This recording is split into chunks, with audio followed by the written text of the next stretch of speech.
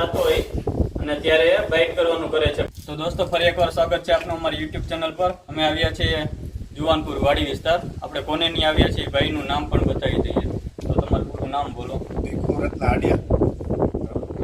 વિસ્તાર સાહેબ તમારે કેટલી વાર થયા છે કે અવારનો છે નીકળતો નથી. તકની પાછળ પડ્યો પુના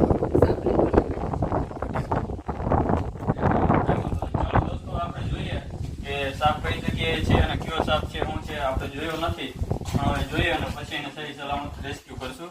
તો વિડીયો સાથે જ બની રહેજો.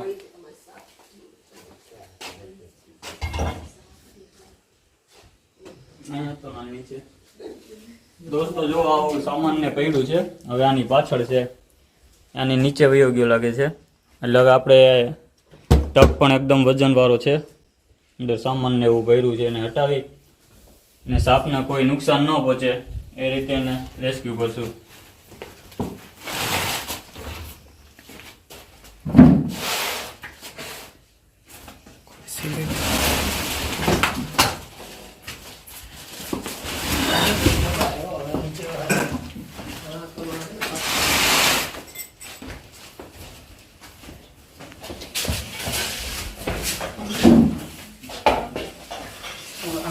તો દોસ્તો તમે જોઈ શકો છો કે સ્પેક્ટિકલ કોબરા સાપ છે.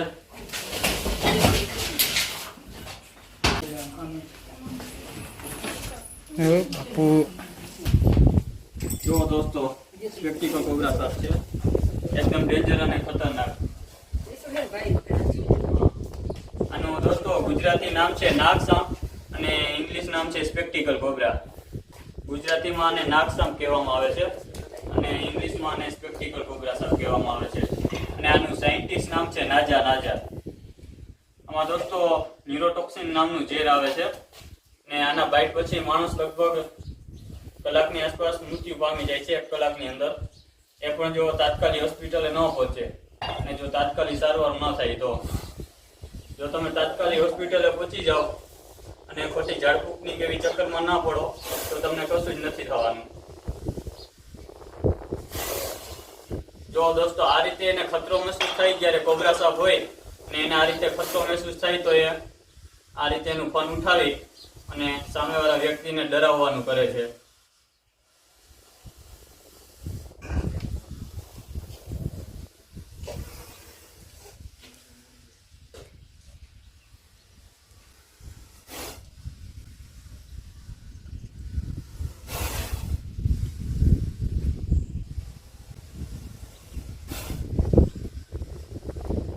આ રીતે જ્યારે ખતરો મહેસૂસ થતો હોય અને ત્યારે બાઇટ કરવાનું કરે છે. પણ અમારો વિડીયો જોઈ અને તમારે આવી ગલતી નહીં કરવી, કેમ કે તમારું એક ગલતી તમારા મોતનું કારણ બની શકે છે.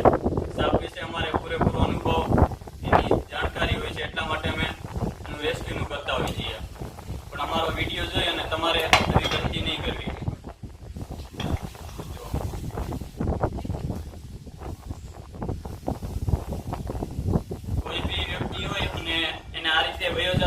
છેડછાડ કરે, એના ઉપર પગનો દબાવ આવે અથવા તો એને છેડછાડ કે ટચ કરી લે છે તો પછી એ બાઇટ કરવાનું કરે છે. કેમ કે એના શરીર ઉપર દબાવ આવે છે એટલે એને જીવ બચાવવા માટે થઈ અને એ બાઇટ કરી લે છે. ચાલો તો હવે એને સહી સલામત રેસ્ક્યુ કરી દેવું.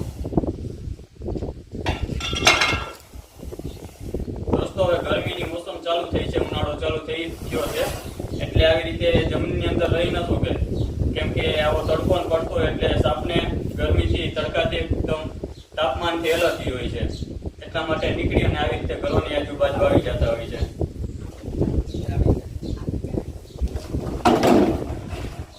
વિડીયોને બને એટલો શેર કરી દેજો, કેમ કે કોઈ બી વ્યક્તિની ઘરોની આજુબાજુ આવી રીતે સાપ જોવા મળે તો અમારા વિડીયો થકી એ અમારો કોન્ટેક્ટ કરી શકે.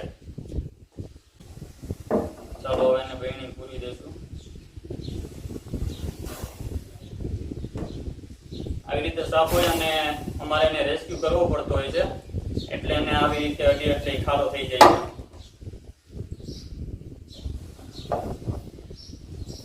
તમને એક તો સાપ વિશે જાણકારી માહિતી આપવા માટે અમે એટલું એને કરી અને તમને બતાવીએ છીએ. બાકી અમારો કોઈ એને હેરાન કરવાનો ઈરાદો હોતો નથી. એ સાપ કઈ રીતે બાઇટ કરે છે, જ્યારે થઈ અને એ બિચારો જરાક ખારો થઈ જતો હોય છે. પણ હવે અમારે સાપ વિશેનું હું કાંઈ મેનું થઈ ગયું હોય એટલે સાપ બાબતે પ્રેમ ભાવે જેટલો થઈ ગયો હોય છે.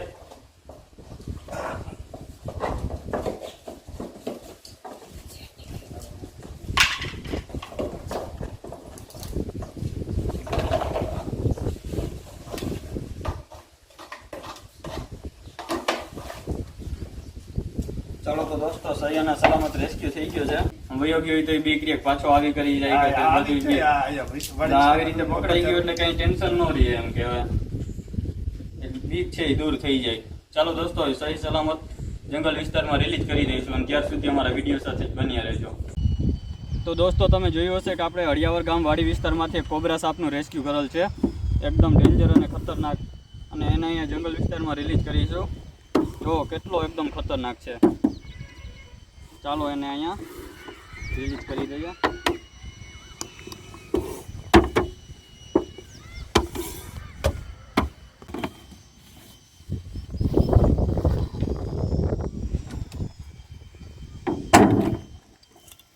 દોસ્તો તમે જોઈ શકો છો કે કેટલો એકદમ ખતરનાક છે. જુઓ દોસ્તો, એને આ રીતે ખતરો મહેસૂસ થાય છે અને બ્લેક વસ્તુ હોય એના ઉપર વધુ એટેક કરવાનું કરે છે. જુઓ, ચાલો એને જવા દેશે.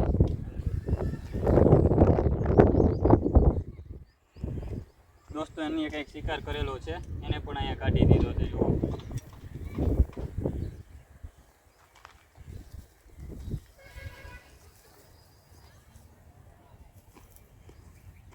દોસ્તો સહી અને સલામત પર્યાવરણમાં આઝાદ છે. અને જો તમને અમારી વિડીયો પસંદ આવી હોય તો લાઇક, શેર અને અમારી યુટ્યુબ ચેનલને સબસ્ક્રાઈબ કરવાનું ના ભૂલશો. ધન્યવાદ.